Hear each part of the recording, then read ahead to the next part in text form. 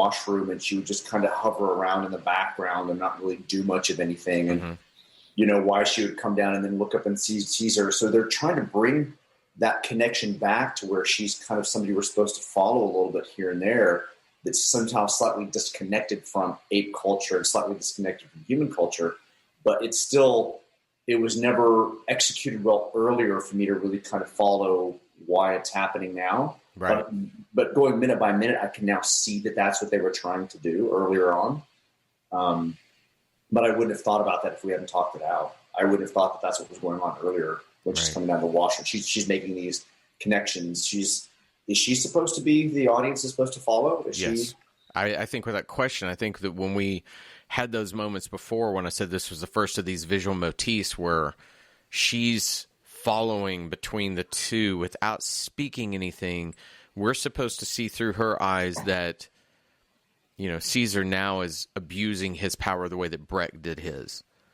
And while it's there, and while it works, and in my opinion, it works better in the theatrical cut than it does in the unrated, it isn't enough, because to that point, it would have been nice if we'd seen in the film before, instead of just Caesar sniffing around on Lisa, if they'd actually had a moment where maybe Caesar, I don't know, tried to teach her how to speak, did anything like that. Oh, yeah. That could have really worked, where it brought them together, why she would feel this need to step forward to him. It would also have expanded their love story. It would have said she's here to be his conscience. And I think you get that kind of thinking even into the new films with the Caesar character in that. His wife becomes something of a... it's not too much. I'm not telling you too much. She becomes that to him.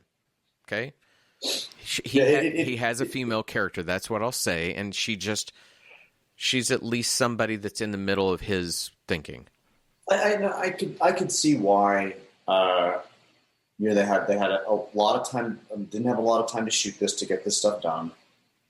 Dane really didn't write any of these moments in there for Lisa and Caesar, but it would have been nice to actually have built that small little relationship earlier on, so we can kind of know who she is and why we should care for her. Right. But I mean, her horror to the scene is how I feel when I'm watching this scene as well. Like, no, we're going too far. We're going way too far. And I like that. It's honestly, outside of the eye bats, it's the first time we've got the Lisa character actually doing something with the mask that's more than just batting eyelashes. That's true. She's finally working. The actor's finally working through the prosthetic a little bit more to kind of give me more emotion than just. I think that's a female ape who's batting her eyes. For some reason, I'm feeling that need to do what we'll say sometimes. We're not beating this movie up as in we don't like it. It's just some of the motivations for what's happening aren't clear. There are missed opportunities. I will say one thing I love is the lighting in this. The orange cast off the fire, the smoke, especially when Lisa turns her face, there's smoke around her. So she's in that environment. What we complained about with McDonald, not being in the scene, Lisa's 100% there, and it's beautifully done.